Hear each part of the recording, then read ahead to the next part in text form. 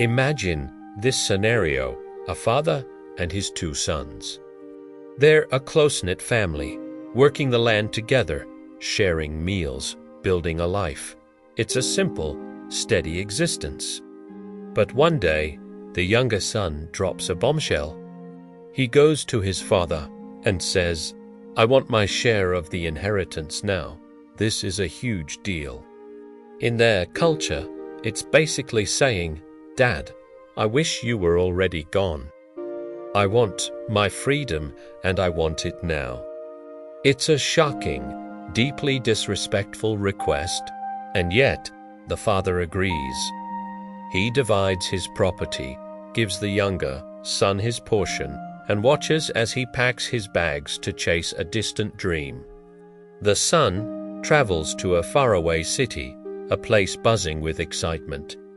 Think bright lights, wild parties, and a crowd of new friends. He spends his inheritance without a second thought, living it up, feeling like he's finally free. But, as you can guess, the money doesn't last forever. Once his pockets are empty, the parties stop, and his fair-weather friends vanish. To make matters worse, a severe famine strikes the land. Suddenly, he's not just broke. He's starving and completely alone. Desperate, he takes the only job he can find, feeding pigs. For his community back home, this would have been the ultimate humiliation, as pigs were considered unclean. He hits absolute rock bottom, so hungry he finds himself envying the pigs' food.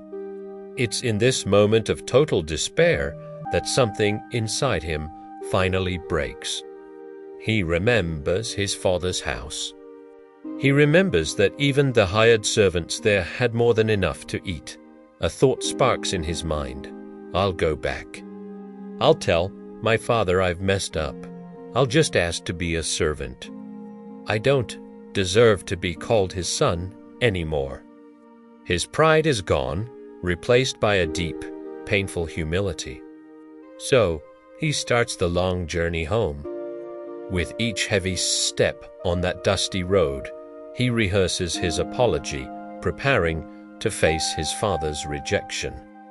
But here's where the story takes an incredible turn. While he is still a long way off, his father sees him, and the father doesn't wait. He doesn't stand there with his arms crossed, waiting for an apology. He runs toward his broken son.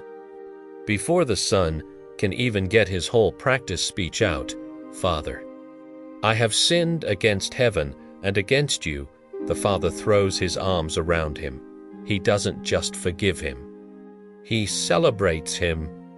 He calls for the best robe, a ring for his finger, and sandals for his feet, all symbols of sonship and honor. He orders a massive feast, declaring, "My son was lost, but now he is found." It's not about earning forgiveness. It's about a grace that restores him completely. The father doesn't treat him like a servant. He welcomes him home as a beloved son. Of course, there's the older brother. He's been dutiful and responsible this whole time, and he's angry. He sees this celebration as completely unfair. He complains to his father, "I've served you all these years, and you never threw a party for me." The father's response is so gentle, yet so profound. He says, "My son, you are always with me, and everything I have is yours, but we had to celebrate. Because your brother was dead, and he is alive again. He was lost and is found." This isn't just an ancient story. It's a picture of a love that's almost too good to be true. It speaks to that part of us that has wandered, that has failed, that feels lost and unworthy. It is a powerful reminder that no matter how far we've gone or how badly we think we've messed up, there's a father waiting, watching, and ready to run toward us with open arms. Not to condemn, but to celebrate our homecoming. It's a story about a grace that doesn't make sense, but changes everything. Thanks for watching. If this story resonated with you, hit that like button and subscribe for more.